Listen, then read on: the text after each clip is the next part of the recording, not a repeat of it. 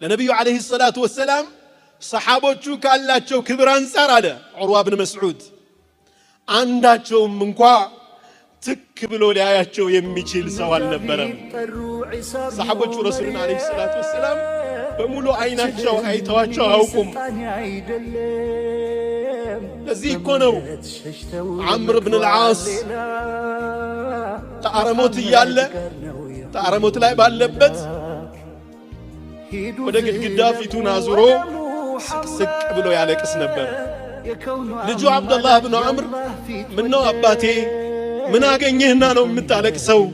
ነብዩ አለይሂ ሰላቱ ወሰላም ላንተ በመልካም አልመሰከሩልህንም ወይ አለው።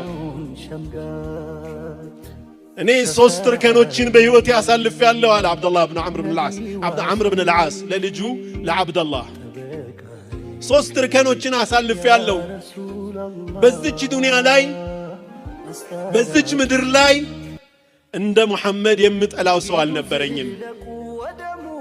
አላሁ ስብሓነሁ ወተዓላ በዛ ጥላቻ ላይ ያለሁ ወደ አኼራ ወስዶኝ ቢሆን ኑሮ የጀሃነም ሆን ነበር። በኋላ እጄን እጃቸው ላይ አስቀመጥኩና ምን ሆን ካንተ ዐምር አሉኝ። ያ ረሱላላህ ሰለላሁ ዐለይሂ ወሰለም ቃል ልገባ እፈልጋለሁ አላቸው። ግን ሸርጥ አለኝ አላቸው። ምንድነው ቅድመ ሁኔታ አሉት። አላህ ወንጀሌን ሁሉ ሊምርልኝ አላቸው።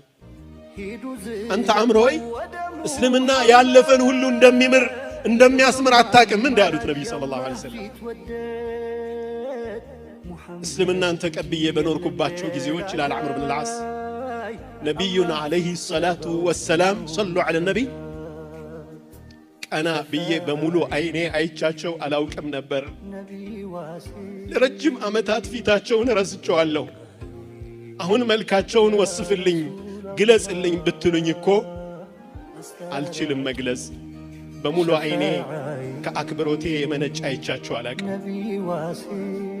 ሶስተኛው እርከን እሳቸው ከሞቱ በኋላ በብዙ ነገር ውስጥ ገባንና አላህ ምን እንደሚያደርገኝ አላውቅም፣ ይህ ነው የሚያስለቅሰኝ ይላል።